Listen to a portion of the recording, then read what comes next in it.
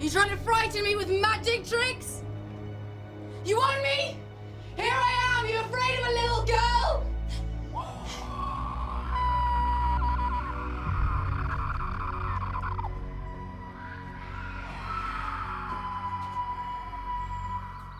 I think there's a real, fairly radical change in Daenerys that happens over the course of the last couple episodes this season, which is, for most of the season, she's been looking for help from others, you know, and asking for help.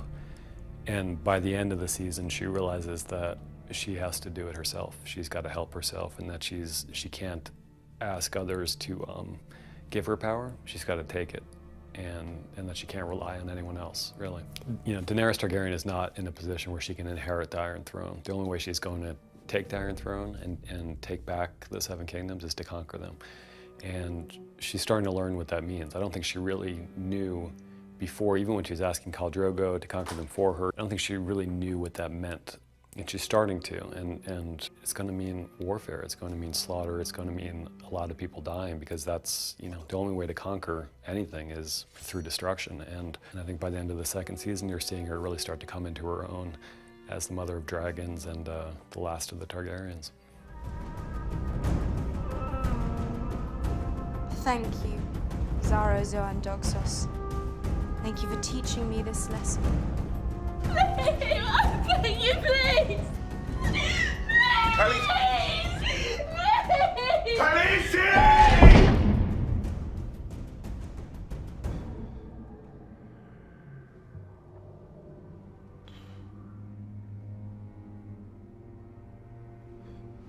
Where am I? These are your new chambers. A little cramped, perhaps, but you don't need much room, do you? You are no longer a hand of the king. Certainly, there were those out there who saw what Tyrion did, but many more did not, you know, and went from being the, you know, acting as the hand of the king to lying in a bloody bed in a small, dank chamber somewhere in the bowels of the Red Keep. You know, his position has plummeted greatly in the time that he was unconscious. And, you know, to make matters worse, he's being tended to by a man who he threw into a dungeon cell not that long ago, and things have gotten pretty bad pretty quickly for Tyrion. And so unjustly, because of course, you know, if it weren't for Tyrion, the city would have fallen. I mean, he really saved the day. And not only was he not rewarded for that, he was punished for that.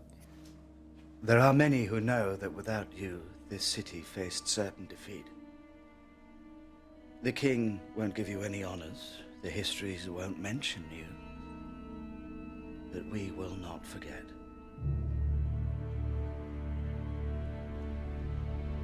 Look into the fire, my king. Look. Do you see my king?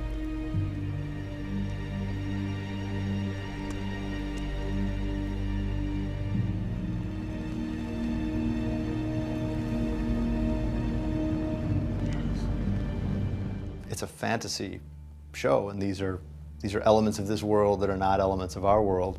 I think the characters in the show react to them in ways that are very realistic, and they're ways that are very similar to the ways we would react if all of a sudden magic were to happen in our world and become a feature of our world. I mean, the magic almost always tends to come from the boundaries. The magic comes from the east, the far east, where Melisandre is from, and where Daenerys has her dragons. The magic comes from the north, where the White Walkers are massing an undead army. But it's closing in on the center, but the people in the center don't know it yet. And we're ahead of many of the characters in the story on that front. And of course, the stuff in the north with the White Walkers, that's in a way, the ultimate threat that everybody faces, whether or not any of them are willing to admit it yet. And we just couldn't think of any better way to end the season than that. And it's going to make very, very clear to people exactly what the people of Westeros, all the people of Westeros, are facing once the winter comes.